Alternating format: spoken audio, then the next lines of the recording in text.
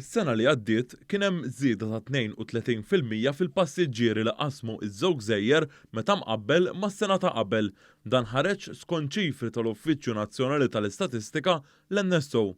Din l-istatistika ħarġet kif is-sena li għaddiet qasmu iż-żewġ gżejjer madwar 4,450,000 passiġġier. Dan filwaqt li fl-2020 qasmu bejn iż-żewġ gżejjer aktar minn 3,770,000 passiġġier. Hawnhekk id-differenza hija ta' kważi 680,000 passiġġier. In-numru tal-passiġġiera għas-sena l-oħra jinkludi wkoll is-servizz tal-Fast Ferry li beda fil-bidu ta' Ġunju li għadda.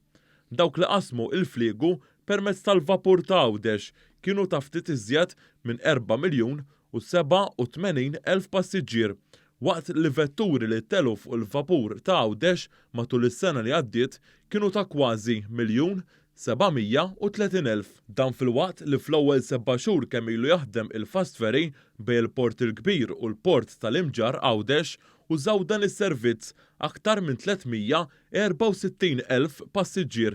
Dan filwaqt li minn Ġunju tas-sena li għaddiet saru ftit aktar minn 8,000 vjaġġ bil-Fast Ferry. L-aktar xhur li fihom kien hemm passiġġiera fuq iż-żewġ mezzi tat-trasport bil-baħar bejn Malta u Għawdex kienu Lulju, Awwissu u Settembru. Dan hekk kif bejn dawn it-tliet xhur bil-vapur ta' Għawdex kien hemm ftit iżjed minn 1,400,000 passiġġier u bil-Fast Ferry kien hemm ftit iżjed minn 4,200 passiġġier. L-aktar ġranet li fihom qasmu nies bejn Malta u Għawdex kienu fil-ġranet tal-Ħadd, il-ġimgħa u s-Sibt rispettivament.